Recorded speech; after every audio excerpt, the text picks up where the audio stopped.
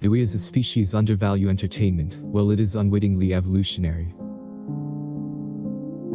Obvious to some, film and video game represent a giant leap into the next stage of our languages, and into consciousness. Perplexingly, they remain ghettoized in market exploitation. And then there's our collective understanding of motion media. Why is it explored merely as an aspect of psychology or sociology by academia, when motion media is revolutionary beyond systems of study now in place? Why is visual culture only a fraction of what is offered to children in education? Children must attain a strong connection to motion-based experiences on their own accord, richly stylized now in multiple dimensions, in mostly commercial atmospheres.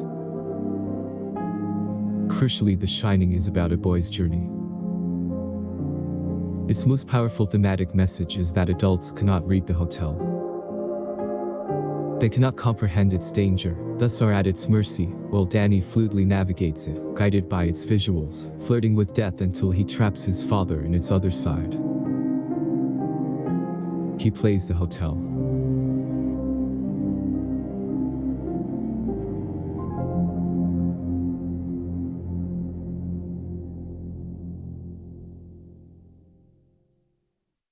To fully understand The Shining, we must start from the very beginning and carefully review each scene.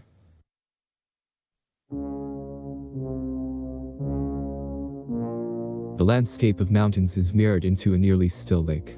What appears for a split second as still is actually in motion. We are traveling at high speed. Flying. An island first shown centered passes to camera left. The Navajo, one of two tribes mentioned in the film, identify our earthly plane as the fifth realm. Kubrick seems to comply by opening his film with an image from the beginning of the Navajo's origin myth, as it crosses onto Earth. He had gotten through to the upper world, and came out on a little island in the center of a lake. Navajo Legends, Matthews 1897. The island proves what plane of existence we inhabit, and viewed in reverse, we see this plane we are leaving behind to enter perfection, symmetry. An image focuses right as the camera looks towards the sedimentary mountain. It forms an arrowhead shape in the mirroring lake. In a film littered with both Native American and European-derived visual forms, rugs, wall hangings, furniture, chevrons, diamonds, Kubrick immediately hints at a geologic natural source for native cosmological shape forms, and their colors that appear throughout. These colors and forms duplicate in the lobby's floor, then the Colorado lounge walls and onward. He is suggesting if a religion myth spirituality engages forms and colors from the land, the arrows that are seen here become the patterns of Navajo art. Then it may be suffused with powers beyond our view. Does this form transform have an endpoint? Chosen not for its proximity to Colorado where the film is set, this opening image of St. Mary Lake, Glacier National Park, Montana, showcases two essential native cosmological structures seen from right angles to one another. St. Mary Lake is where spirits of the Blackfoot underworld are set to sleep, and is bordered in the opening shot by Gunsight Mountain, seen directly ahead, arrayed with four mythic mountains left of center frame. The West conquerors called this mountain range Rockies, but the tribes that surrounded these monumental peaks had another name they shared. The Shining Mountains, Journals of Lewis and Clark, 1906. The island that passes to our left, mirrored, appears floating and behaves visually like the spaceships of 2001.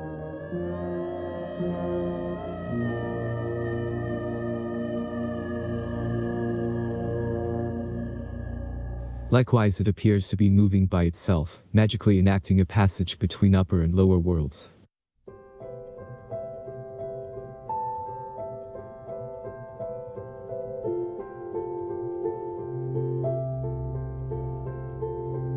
In effect, you are watching the first motion image of Navajo and Blackfoot cosmology, a stunning evolvement of the landscape traveling in 2001, grafted into a mythical viewpoint. The lower half is where Jack will be trapped eventually. Presently he inhabits both upper and lower. Tracking right, and as a movement it is meant to be instructive, teaching the audience the film is made of right angles.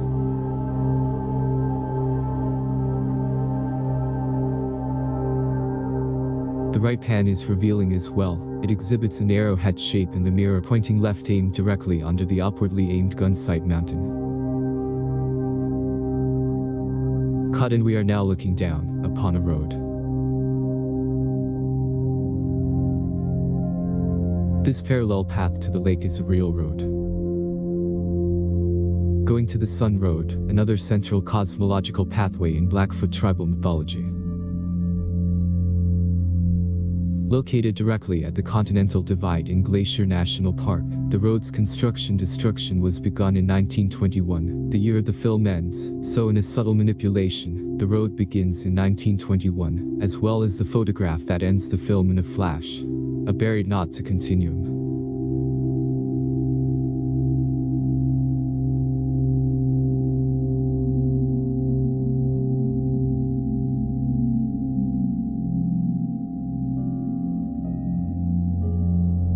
Looking down, the view is an overlook, giving the audience the idea of an overlook before they enter a place named it. The film ends with an overlook. The ending still is taken from a balcony, or a ladder down at an audience. The single arrowhead form we just panned to is now multiplied out of trees pointing upwards. The yellow VW Beetle travels this road, followed by our view, an unseen spirit. Beetle is symmetric, both front and back are the same.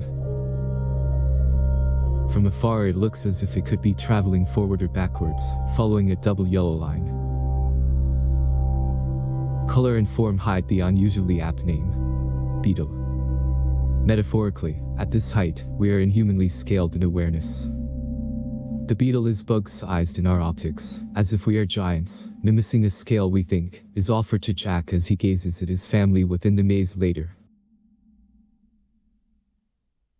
Or the scale at which Danny plays with his cars. Kubrick offers us the most ambitious path of the film here. Tony's Danny's, a double mirror like the Danny Starchild double whose image appears in the film's poster. The reborn Starchild source is Dave Bowman in 2001.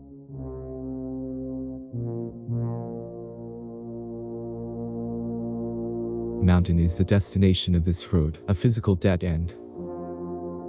A metaphysical doorway.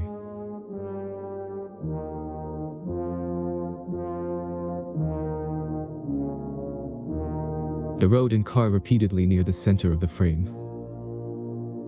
Upon passing across the timberline momentarily, into an unreal, lunar-like landscape, titles begin to rise.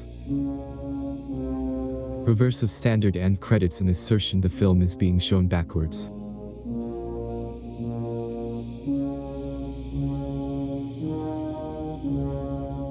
We swoop over driving VW Beetle to conform to the praise horizon. The Beetle, framed right, passes camera precisely mirroring the island passing left earlier, offering a split second of equal scales. This sweeping shot equalizes to the Beetle's horizon for a split second, something the film remains at inside the hotel, on the floor's plane, for most of the film. The audio is an electronic blending between church horror tonal organ and native battle cry chants. The battle cries cinch and merge with the organ's repeating notes.